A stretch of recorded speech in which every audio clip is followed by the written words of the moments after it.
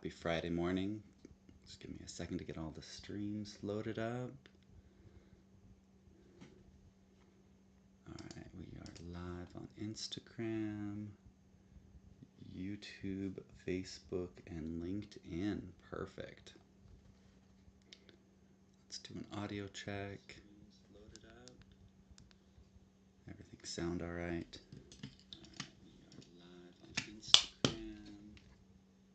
Okay, perfect. Welcome. Hi, I'm Kevin, for those of you who don't know me, and for those of you who know me, hi. Speaking of me, this is a super fun shirt I got from a friend. If you know, you know. But I love this shirt so much that I actually bought a whole bunch from this local artist. This is kind of the Cannon Beach area. This isn't specifically Cannon Beach, but it's down the coast a little bit further on the Oregon coast. And the store and designer, their name is saltyraven.com. And I am a huge nerd with like anything about the ocean. So I recently just bought a bunch of shirts from them because she literally like draws all this, and she has a bunch with jellyfish and other oceanscape type things, and other critters, starfish and stuff like that. So you'll probably continue to see a bunch of these type of shirts pop up. But yeah, thank you to you who bought this for me. Appreciate it so much. I love it. Today, ask me anything. Yeah, so anybody on any of our chats, any of our streams, feel free to pop a question in the chat. You can also text me if you'd like to ask a question more privately. My number is up on all the headers. You can also DM me. I'll try and keep all my DMs open to see if I get any coming through, but if you do, probably good idea just to tell me you DM'd me on what platform, and I'll go look at that message if you want to ask a question more privately. Yeah, so housing in December. It's slow. If any of you are kind of seeing friends, family purchasing or selling homes, to give you an idea of how slow, a home I put on the market was like November 18th. Nope, I lied. It was right after Thanksgiving, so it was like December 5th, give or take. I knew it was going to be slow putting it on the market, but we had cleaned the home up. We got great photos done, so it looked really well and would shine. We also priced it accordingly to be really attractive to buyers. Normally, I see on utahrealestate.com of the different statistics and views, homes get 7,000 views in a week, sometimes more than that. And this home, comparable, like it is very comparable to these other homes that I've done that get so many views. It got like 1,000 views in a week. So that just gives you the sense of the slowness. Everybody's focusing on the holidays. Nobody wants to move in the winter. But let's see. Oh, connection lost, connection regained. Okay, I think we're back. We were talking a little bit about pricing strategies, and I wanted to share this these ideas with you. So you probably heard of people say the idea of like, oh, put it on the market for the highest price, let it sit, that I'm not willing to accept anything lower than this amount. That can work, and that's fine. Everybody's situation is different. Sometimes there's a need to have that specific price. What happens in those situations is you have to be willing and flexible on time. So as example, a home, I think the home that they were talking about was, I came up with a valuation that if I were to put it on the market, I'd probably put it for about $530. And they were saying, well, we want to do $540, maybe even $550. And I said, hey, that's fine, but it's going to take the right buyer. It's going to take a long time for that to eventually happen. So if you're okay waiting, great. put it on the market, see what you can get for it. Happy to do that. What can happen is oftentimes after being on the market for a month or a month and a half, maybe you've only got a couple showings, no offers likely in those situations, sellers start to panic a little bit. So even though they thought they'd be willing to wait it out, a month and a half is not waiting it out. Waiting it out is usually like 6 months if that's the case. But after that month and a half, sellers oftentimes get nervous and start pulling the price down. They end up getting to that, as example, my number was about 530, and they get about to that 530 point, still sits, and they end up coming lower. What happens for buyers is when they see homes that have sat on the market for a long time, there's kind of two thoughts that happen. And agents are guilty of this as well. We try not to, but we start our wheels turning and our bullshit meter going off. The homes that sit on the market for a long time, there's usually something wrong with them, or they're just way overpriced. So when you have a home that you see the price has continually dropped and it's been on the market for a couple months, that goes to what's wrong with it. Maybe an inspection took place for a potential buyer, they found some huge issue, and then they walked away.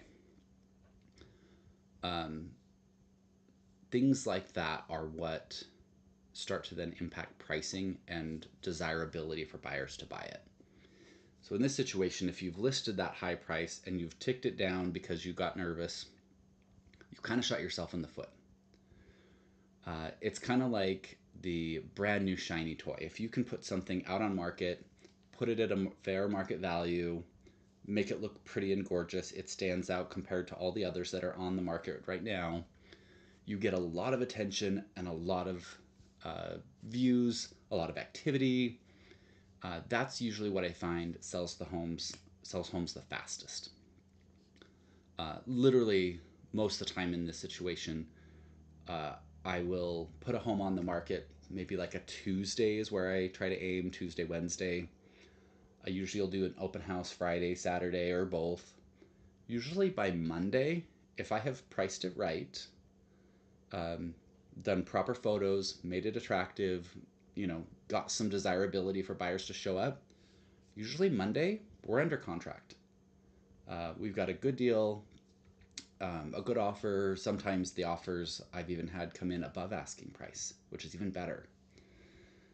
But the market pricing and desirability changes every week.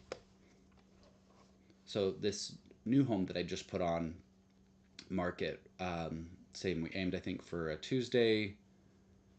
We did an open house Friday, an open house Saturday, a little slower, December, not many people are coming out for open houses. But then by the next, I think it was Thursday, so about 7 to 10 days it had been on the market, we were under contract. So similar situation. I see this over and over and over again. Proper photos, make sure the home looks great, cleaning, staging, whatever else needs to happen, repairs, touch-up paint, stuff like that. Open house to allow visitors to come in, or at least showings, priced right. Those things are kind of the formula to getting a house to sell quickly. And I'm not trying to sell, I don't encourage folks to sell for, less than the home is worth. That doesn't make sense. Let's not just throw money away.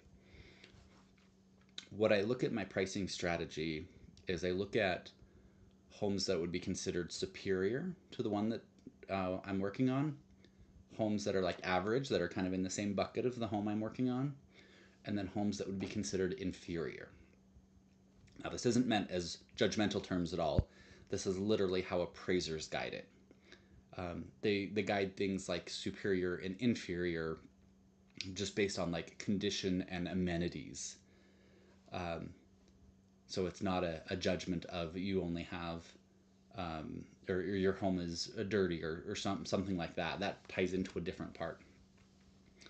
So I look at that average pricing in the middle, and I usually recommend sellers to price their homes one tick beneath what would be an average pricing. So as an example, if my average number comes back and it's around 535, I'll probably recommend to buyers to sell for like 529.9. What happens as well when it's that touch under, people have that idea of like, oh, it's on sale, it's a good price, they want to sell it, they want to move it. That usually results in getting multiple offers, and those offers start bouncing against each other because people are like, I want the house, I want the house, I'm in love with it. It's you did all this to get me here, now I'm invested, now I want the house. And these offers start bouncing against each other, and the pricing starts going up a little bit. That's where I see a lot of times you get even a touch above that average pricing, or even like right at that same number, the 535 as an example. But that attention and that multiple offer situation really helps. And I'm the type of agent that I'm transparent with other agents and potential buyers. It is something I have to get approval from my client as I'm selling their home, but I usually try to tell them, hey, this is the price that somebody else is offering. Can you beat it? We'd love to give you the offer, give you the contract, but we have something that gets my seller more, so they're likely going to want to go with that one. Not always. Sometimes some of the other terms dictate which offer they're going to go with. But I try to have those conversations with those agents ahead of time so that I can be kind of negotiating back and forth for my sellers to find and get them the best deal. Yeah. Any questions? Let me see if we got anything coming in. I'm gonna eat my breakfast while we're talking. I slept in too late, and I was a defiant grown up and stayed up too late too.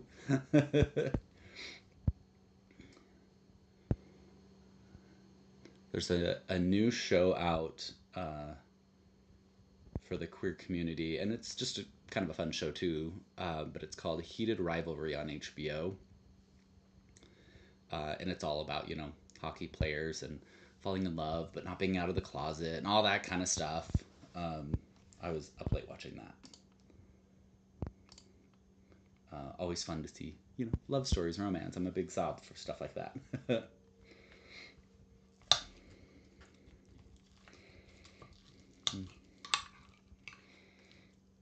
Okay, question on pricing. So I, as a realtor, recommend pricing. I don't determine pricing. Ultimately, the seller decides what they want to sell their home for. Part of my role as a realtor is I have kind of an ethical obligation of obedience. It's kind of a funny way to say it.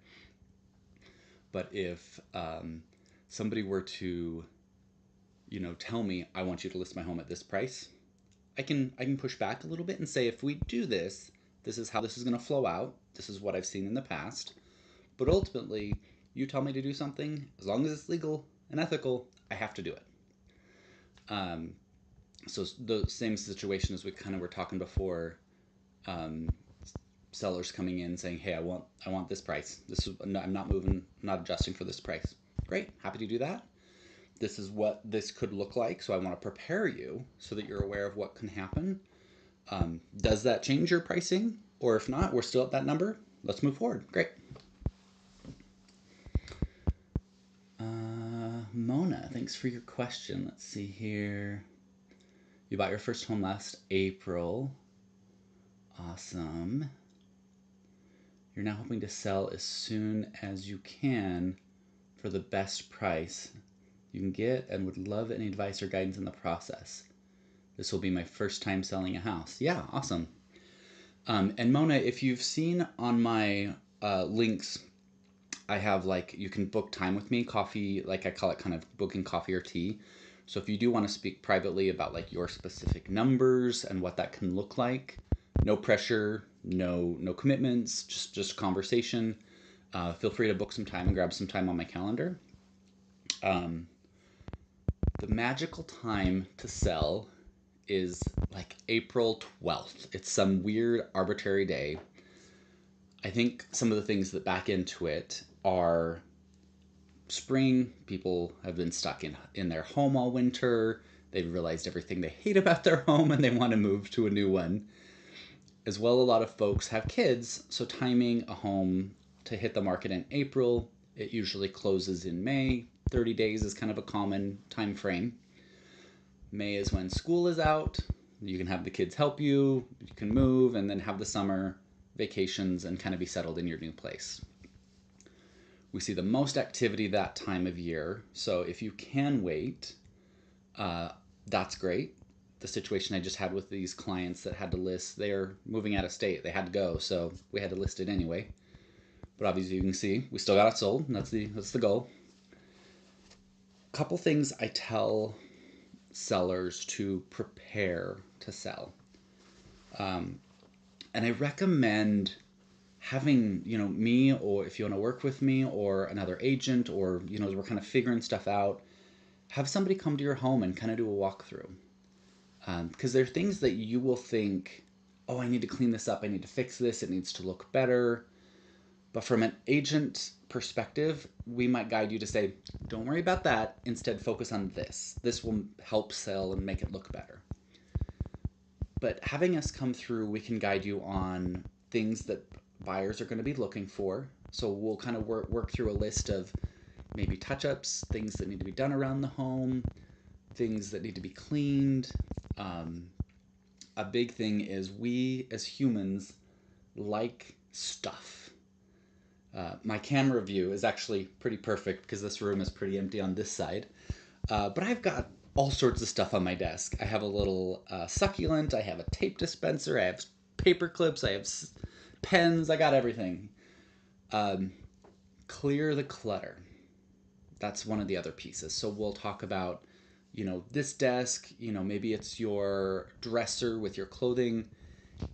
You probably have like a stand for earrings. You probably have a little bowl for keys. You probably have a handful of stuff on there. Likely for selling if your home has all your furniture in it. You probably want 2, maybe 3 things at most on that entire surface.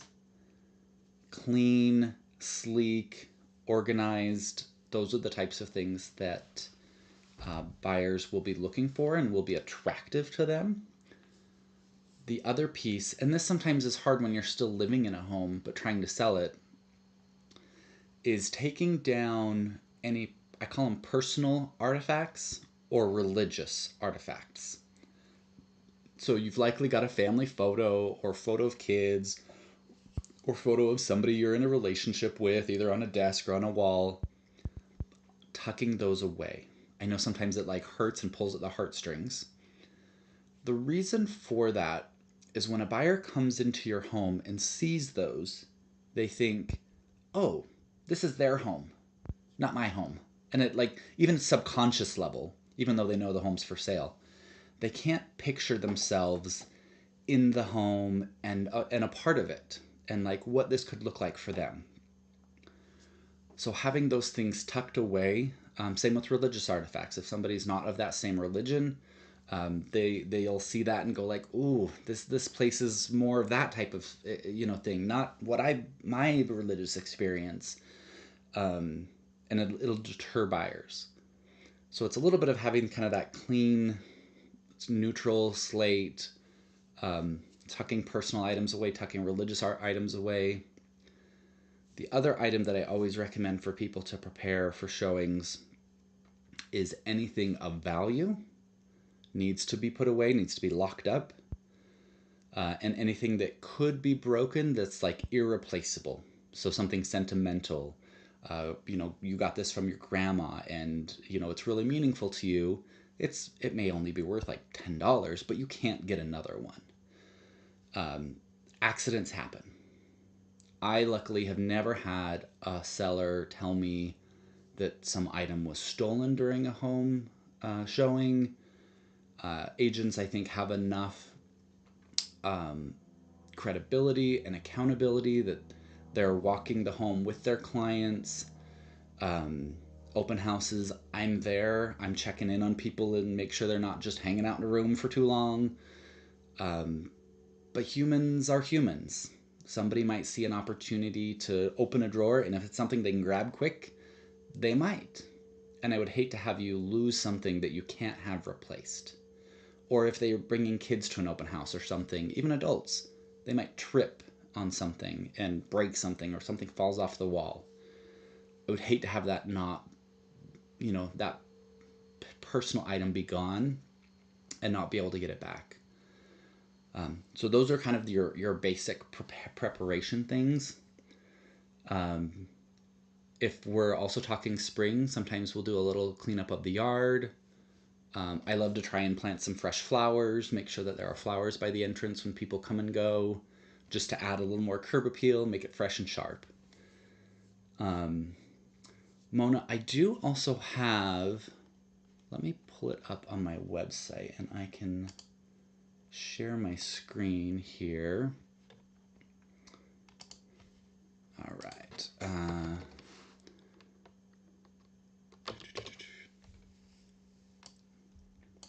Okay, so yeah, this is the page where you can hop on my calendar. There's tons of dates all out. If you can't find something, let me know. But also on my website, I have a section called guides.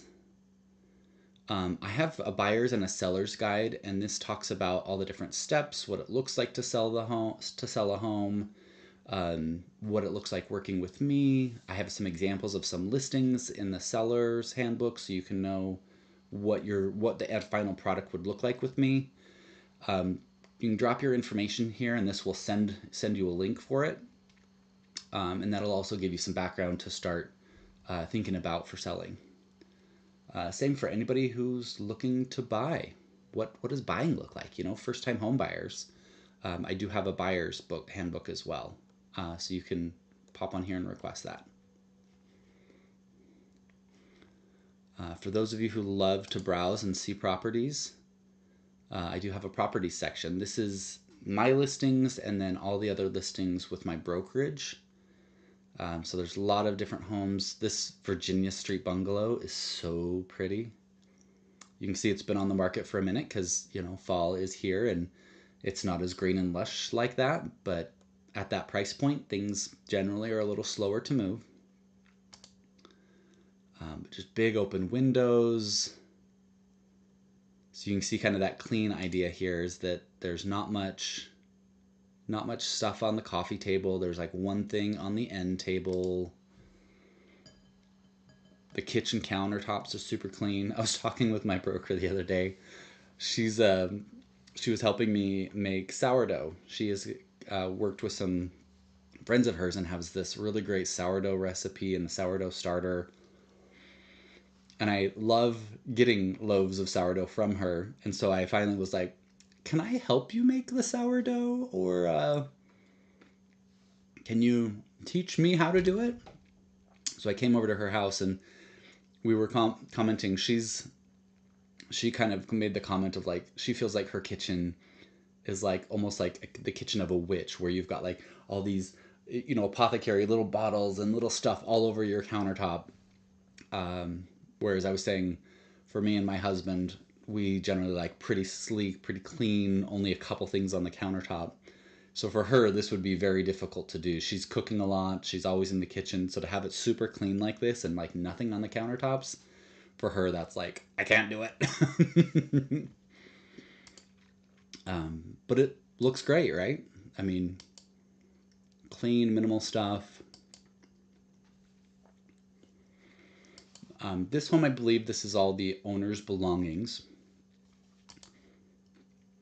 So we just kind of work with what you've got to kind of arrange and, design, move it around.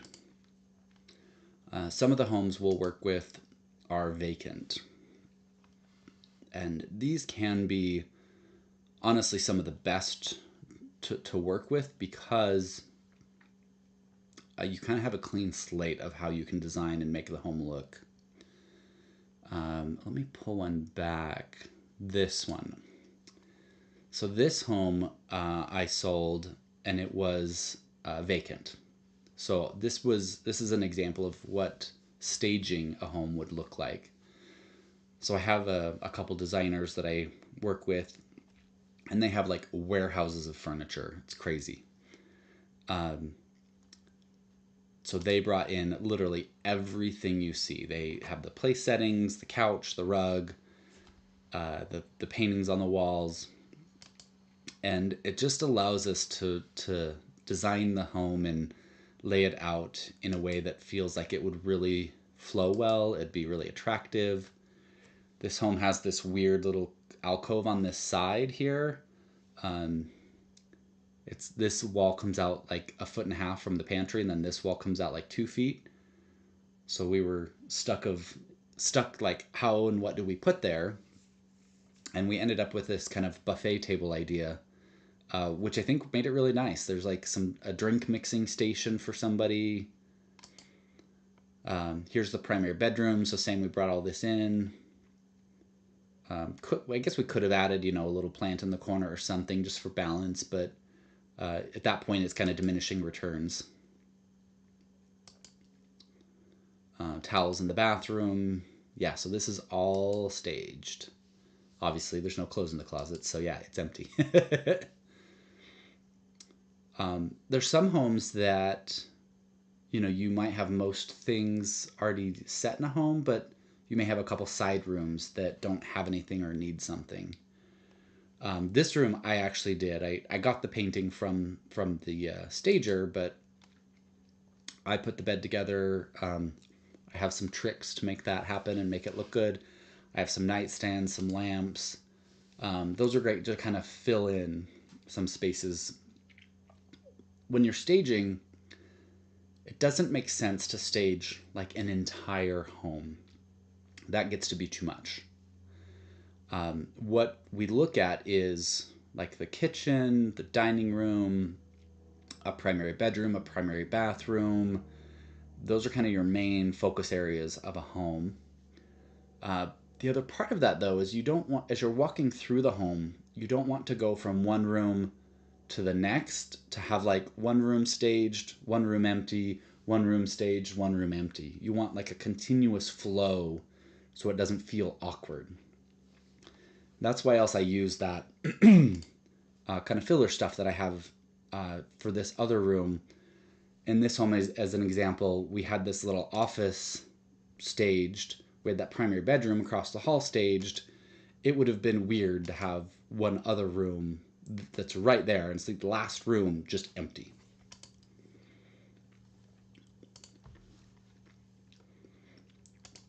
But I have that stuff to use in a variety of situations. I have the one home I have for sale right now that just went under contract.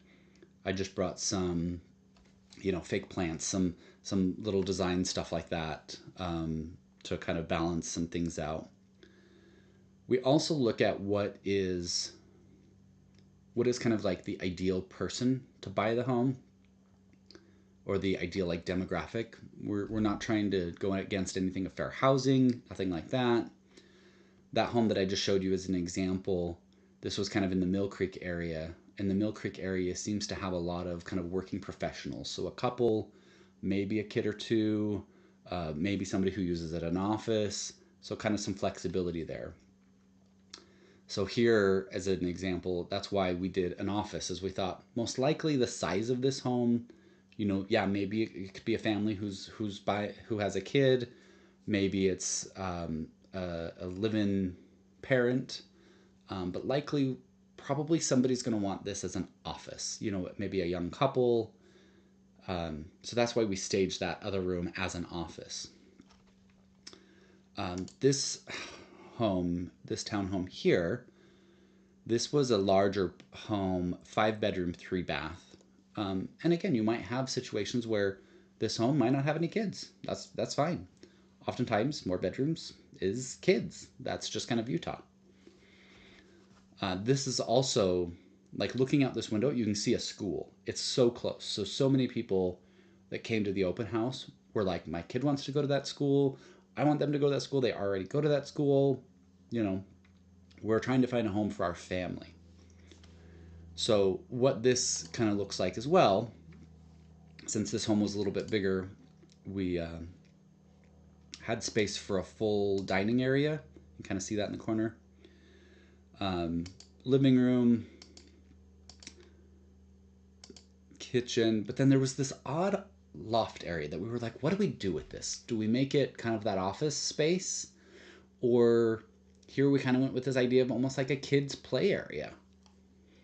I put a reel together with this giraffe on YouTube, and it not even is a paid ad. I think alone it got like 1,000 views because that giraffe is super cool.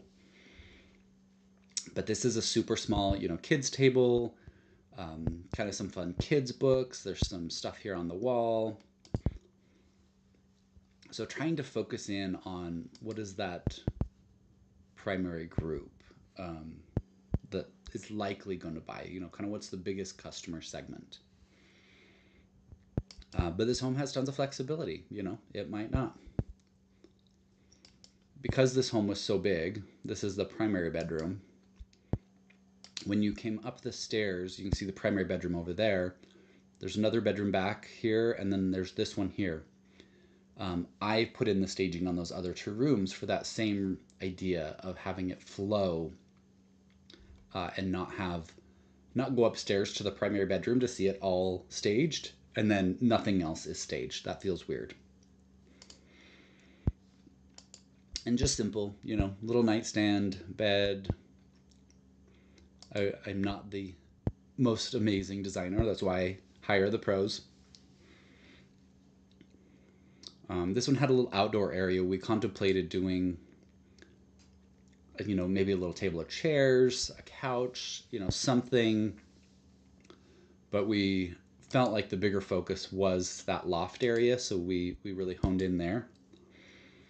This is the basement. We didn't do any staging down here. This is, getting to that point of diminishing returns. This other home, speaking of kind of outdoor areas, let's see here. Where is this one? So this was a little bit smaller of a home, around 1,600 square feet. That last one was, I think, 1,800-ish. This one has kind of a layout of you come up the stairs. You've got kind of this main living area. You've got a little semi-formal kitchen area, a bar, kitchen, and then bedrooms back here. Same thing, the primary bedroom, I had the stager do, and then I did the other 2 bedrooms that are up here. And these weren't massively large bedrooms. But then they had this deck that right outside the kitchen. I thought, what would look so great there is, some outdoor space. This place has a huge backyard.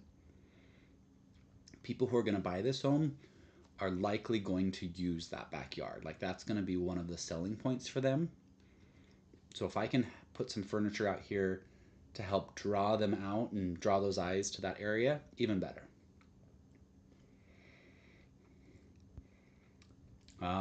Question about pets while you are trying to sell your home. I'm a dog lover, big time. Some people are not. So trying to stay as neutral for everybody. The couple things I recommend: pets need to be likely gone if you can. Like not gone, but like out of the home when you have a showing or an open house. Personally, for me, I don't want anybody to like mess with my dog, like scare them or anything like that. Like, no. So for me, I don't want my pet just in the home and some strangers coming in. As well, if your pets are there and you have strange people coming in the home, they're probably going to bark. It's probably going to make the potential buyers a little uncomfortable or rushed or feel like they have to hurry to get out of the home. I want them to spend the allotted time that they have requested, but that full time to really get a good experience of the home. So I think pets need to be out. If there are pets that don't bark, that are pretty chill. I think they need to be kenneled in either like a garage or a laundry room.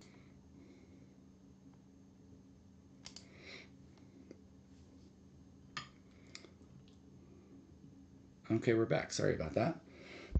Just got a pop up saying the stream froze.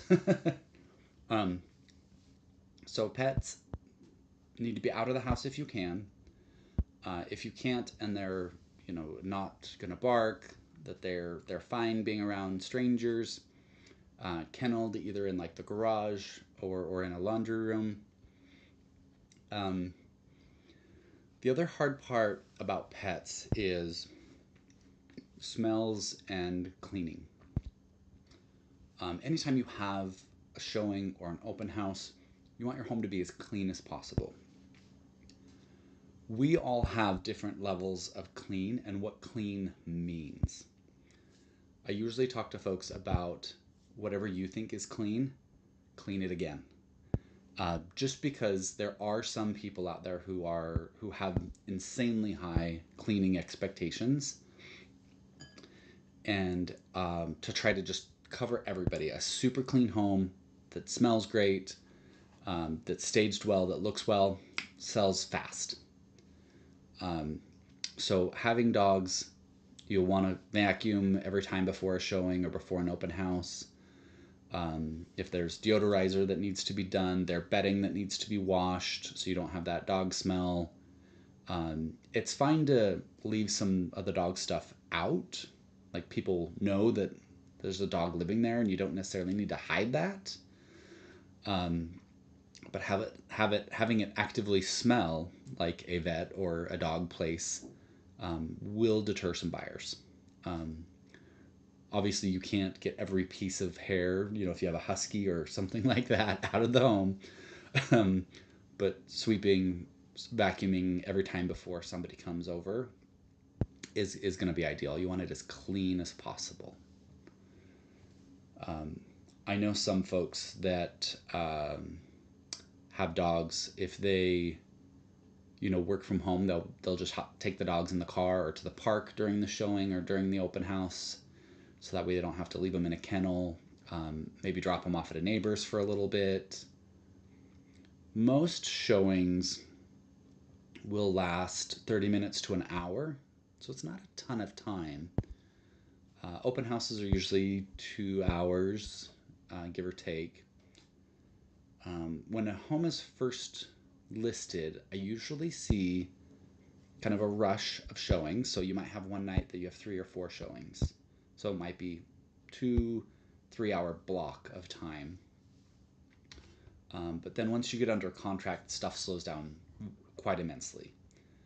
You'll have times for inspections. Same thing, you'll want to make sure the dogs are out, so that way the inspector can get to everywhere that they need to go.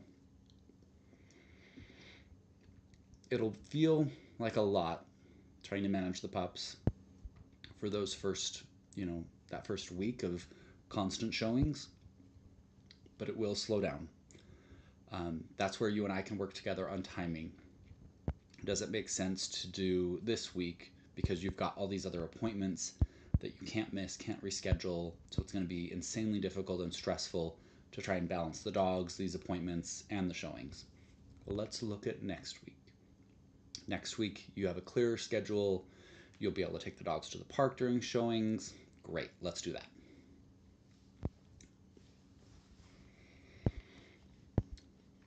Let me see if we've got any other questions coming through. I'm doing all the talking, not eating my breakfast nearly quickly enough.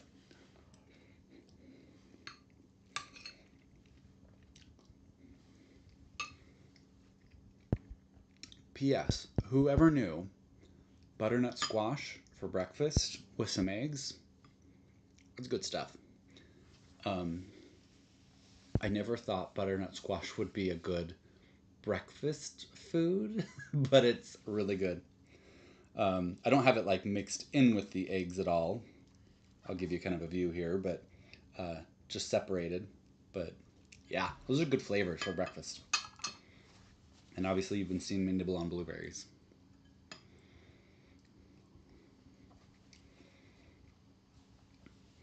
Another thing that I thought about with dogs, it's like your children.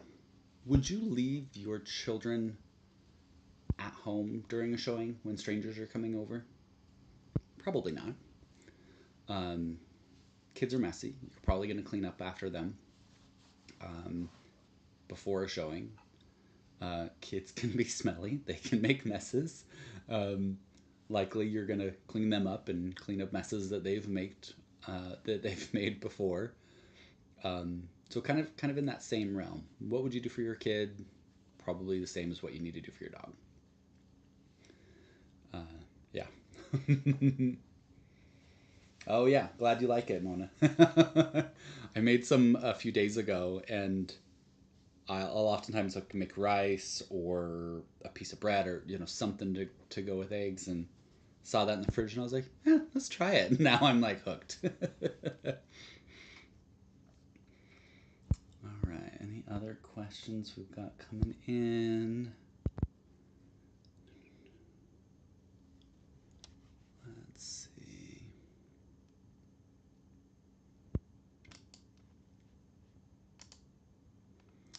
What are the hot topics today? Let's see what Google says for hot topics in real estate right now. Housing affordability, of course, that's always the case. AI and tech. Funny story. So there's two different types of staging. You see, with me, I prefer physical items in the home. Um, I like that idea of when people see pictures online of a home, when they go there, that's what it should look like. One of the big things out there that's growing is called, AI staging. So you'll upload these photos to some AI tool, and it will put the furniture around the room in the picture, and then you can post those pictures of like this is what it would look like. I feel like it's really awkward when I go to a home and all that's not there. Sometimes there's situations that happens. Somebody uh, is living there, ends up moving out quicker before it's sold. So you get there and everything's gone. Sometimes that happens. But intentionally doing AI staging, I don't think I'm a fan. It doesn't take very much to have furniture brought in, have it staged, have it look great. The other thing that's kind of the funny story about it is I've heard so many people tell me about trying AI staging, and it takes a lot of kind of refining of what you're asking the AI tool to do to get something that's decent. Um, some of the things I've seen is like, pictures, instead of hanging on the wall, they're on the ceiling. There are 12 pictures along one wall instead of maybe one is enough. Sometimes like doors get moved, windows. There's a picture over a window, like just random stuff that doesn't tap into kind of design aesthetics and reality and where we would actually place something. I think I've seen like beds or dressers or something placed right in front of the door. Like that's not it. Nice try. Let's see. There is a lot of Google's also saying some of the other hot topics today are demand for specific housing. So senior housing, student housing. My brokerage actually is tied in with a community in West Valley that's a brand new build. It's called Heather on Parkway. Happy to meet you there for a private tour. Absolutely, it's gorgeous. But it's a 55 plus community, and they're either ramblers or bungalows. Uh, One of the things that they have that I think is so cool, it's an outdoor patio, but it's covered like as part of the building. So it's usable all year round. It could be heated. It can be like totally insulated with glass. I'm a big outdoors person. Like I have a back deck and I love to go out there, sunrise, breakfast time in the summer when it's not freezing cold like it is today. So just the idea of having that patio that I could use all year sounds amazing. Um, I've toured these homes, not only the finished product, but uh, as they're building it, just the structure, the 2x4s, the construction site version. Uh, my brokerage has shared that they are a very high quality builder. For those of you who don't know from me, I have tons of experience in remodel, construction, um, electrical, plumbing, all that kind of stuff. And as I'm touring these homes, I'm seeing that they're not skipping corners. They are truly a really quality product. They're taking their time to build it properly, sustainable. It's going to last a long time. So if you're in that group of looking for something for kind of a senior, kind of a retirement community, message me. Let's go check this place out. It's fantastic, beautiful. It's located in West Valley between, it's essentially like 201 and I think Mountain View Corridor. Uh, it's far enough away that it's quiet from any of those, but it's also so close to those, you can get to anywhere you need to go really fast. Yeah. The other demand for specific housing that's on the rave today is student housing.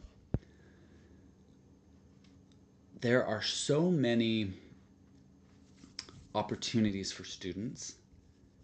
Like I bought my first condo when I was 22, when I was still a student. I think I paid a whopping like $68,000.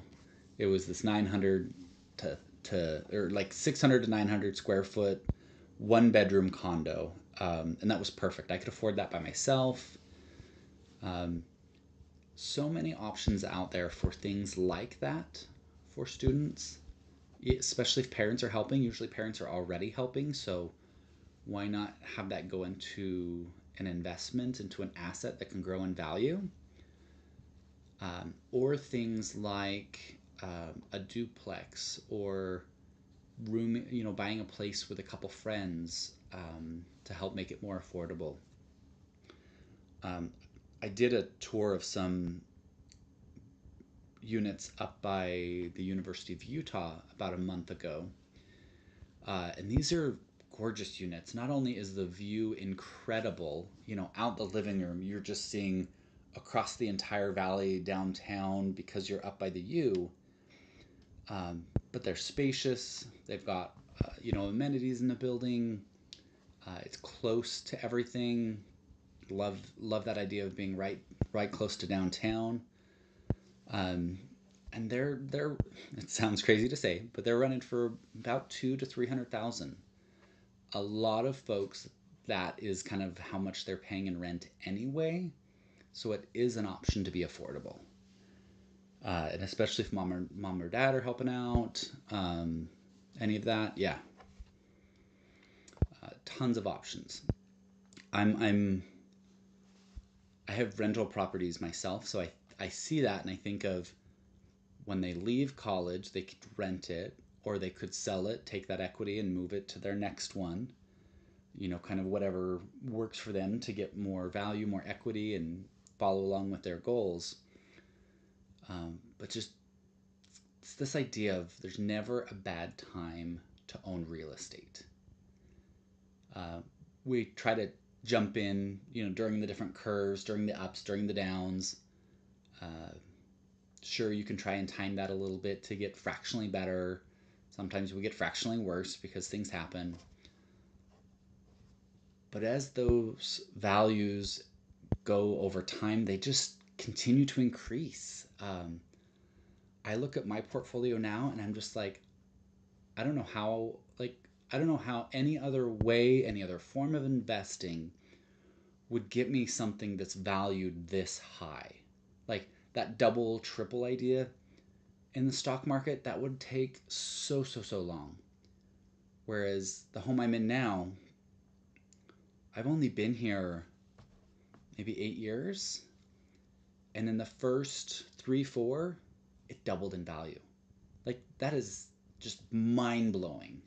You can't do that on the stock market. You can't do that with really any other type of asset. So obviously, I'm drinking my own Kool-Aid that real estate is the way to go. Let's see, anything else coming up of real estate topics? Any other questions coming in? We're getting close to our time. Hot topics, let's see.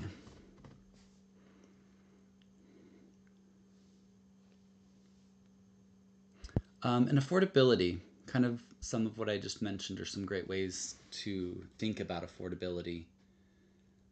For me, it's always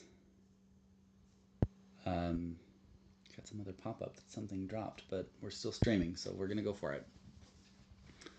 As part of affordability, for me, it was finding what I was okay being uncomfortable with. That first condo I bought, the okay part was me living alone. I'm a social person, but I also like my quiet retreat. I was nervous living by myself. Like I'd never done that at that point in my life. I'd either lived at home with with family. I'd had roommates renting out different places. For me, that was my uncomfortable scary of living by myself. Looking back, it was great having a year totally by myself. Don't have to do the dishes if I don't want to. Can make a mess if I want to. All that type of stuff. But after a year, I was like, I kind of miss people. Um, my second place that I bought was a single family home that had 3 bedrooms, but I added a fourth. So my uncomfortable part of that was having roommates in the other rooms to help pay the mortgage. That was my uncomfortable piece that I had to be okay with and figure out. I had already lived with roommates before, but it was people I knew, friends that wanted to go roommate together. Whereas opening this up to the ether, to whoever,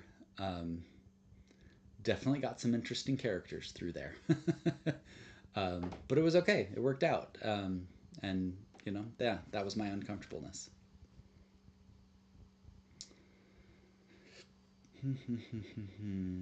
High interest rates. So interest rates, it's kind of interesting. We did hear the Fed is likely going to do another cut. The ripple effect of that happening usually happens before the cut. It's kind of between when it's announced and when it actually happens. So we're likely going to see that ripple out here pretty quick and see some interest rates tick down. Right now for new purchases, I'm seeing people around the sixes, give or take. What was the other thing I was thinking about? Sorry, totally drawing a blank. Interest rates, we really got spoiled, and that's kind of the best way I can articulate it. When we had these 2 and 3% for interest rates, don't get me wrong, amazing. But that was very unique situations. We had a global pandemic, we had all this stuff happening. That was the way to fuel the economy and keep things going. Some say we're coming into another recession. I feel like there's always talk of some recession coming. Utah's pretty unique where we're pretty good at being isolated from any big major swings of recession because we have so many different industries here. There's a good multi-pronged approach balance to keeping our economy going. If we look back in time, rates around 6 or 7, normal. This is normal. And we've seen that sitting at these rates now for 3-4 years, these are normal rates. When we had a couple years ago when they were at 7s and 8s, that's a touch high. But right now, hitting in that 5.99, sometimes even buying down a little bit less, This is normal, and it's probably going to be around for a while. Values are going to continue to grow. So I encourage folks who are looking to buy a place. Now is always a great time to own real estate. Let's have a conversation and line that up of what works best for you, and when works best for you. Yeah, I'm part of my approach to real estate, especially with clients, is whatever's in the best interest of my client, even if it's at the detriment of mine. Most real estate agents only get paid when homes are sold or purchased. But if part of the conversation as we're going down the road, it realizes that nope, it's not the right time for you, that's okay. We'll stay in touch, and when that right time comes back, hey, I hope we can work together. Okay, we are at time, so I'm gonna let you go. Thank you all for your questions. I'll get this posted so people can, listen and play back. Reach out to me if you have any questions, but enjoy your weekend. Talk to you later.